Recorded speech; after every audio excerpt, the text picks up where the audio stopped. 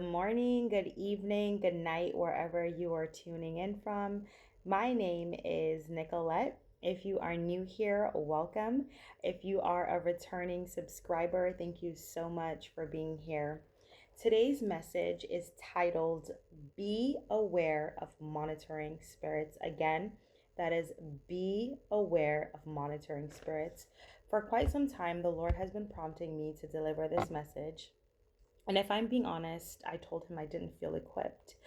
And he said, Don't be silly, my child. You are well versed in this topic. So here I am.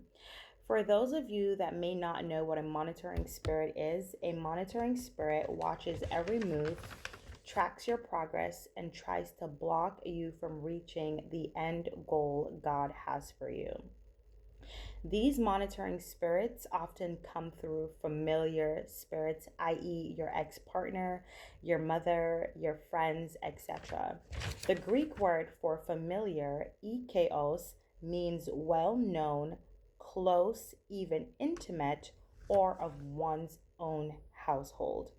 Have you ever noticed that after talking to a certain person, whether it was sharing good news or even praying with this person that you thought had your best interest at heart, after the conversation, you began to experience loss, setbacks, delays, even spiritual fatigue? Chances are you overshared with an assigned monitoring spirit. I once dated a guy that after some time I noticed the similarities he shared with a man that I have a child with. I began noticing similar patterns, behaviors, strongholds in this man. And I began talking with the Lord and asking God, hey, what's up with that? And what the Lord showed me was that someone had assigned this monitoring spirit to operate through this man who was a familiar spirit. So the familiar spirit was the father of my child, now operating through this new man because of the monitoring spirit. I hope that's making sense. Okay. So this monitoring spirit was sent to keep me in a cycle of shame, embarrassment, heartbreak, etc. The Lord told me that I had to get away from this man, not only physically, but spiritually.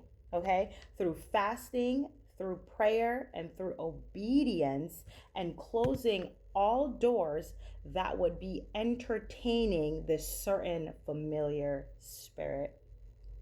The Lord instructed me to stop sharing certain information with certain family members because these family members, they too had open portals and had monitoring spirits operating through them. Some of them may not even know that they have these monitoring spirits operating through them. Okay? I would notice that certain people would call me after certain things happened, and it seemed almost as if they were calling to see if whatever negativity they had sent out towards me worked. Okay. The Lord led me to Samson and Delilah. So we know that Samson was a very strong man and his strength lied in his hair. There was a woman, Delilah, who was sent to get his secret sauce, if you will.